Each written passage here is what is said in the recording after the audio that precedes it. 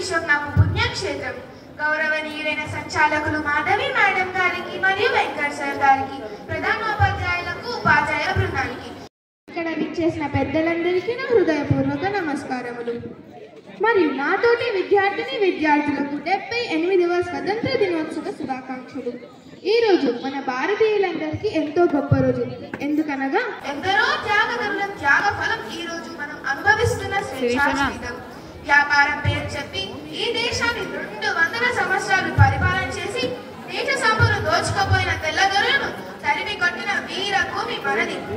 ఈ దేశ స్వతంత్ర సముపార్జనలో అసూలు బాసిన స్వతంత్ర సమరయోధులు శ్రీ మహాత్మా గాంధీ, జవహర్లాల్ నెహ్రూ, సర్దార్ వల్లభాయ్ పటేల్ వంటి ఎందరో వీరులు. అందరూ మనకు ఆరాధ్య దైవాలే.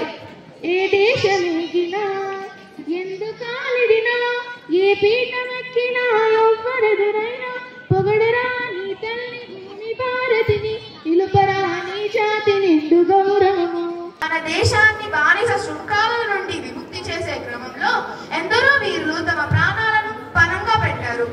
మనం విద్యార్థులుగా మనమందరం జీవితకాలం రుణపడి ఉంటామని, అందులో భాగంగా జాతీయ భావజాలంతో దేశ సమగ్రత, దేశ ఐక్యత, దేశ ఔన్నత్యాన్ని దశ దిశల వ్యాపకం చేసే క్రమంలో మనమందరం కంకణబద్ధులమై ఉంటామని నా వ్యక్తిగత అభిప్రాయం. దేశభక్తి అంటే జేబుకు జెండా అతికించుకోవడం కాదు, అది జేబు వెనకాల ఉండే గుండెల్లో ఉండాలి. గుండె ల్యాప్టాప్ అని కాకుండా భారత్ మాతాకి జై అని కొట్టుకోవాలి.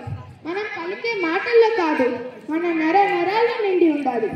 ఇట్లాంటి గొప్ప రోజున త్యాగదమ్మ స్మృతిలో మాట్లాడే అవకాశం కల్పించినందుకు మా పాఠశాల యాజమాన్యం, ఉపాధ్యాయ బృందానికి నేను శిరస్సు వంచి ప్రణమిల్లుతున్నాను. మరొకసారి అందరికీ స్వతంత్ర దినోత్సవ శుభాకాంక్షలు. భారత్ మాతాకి జై.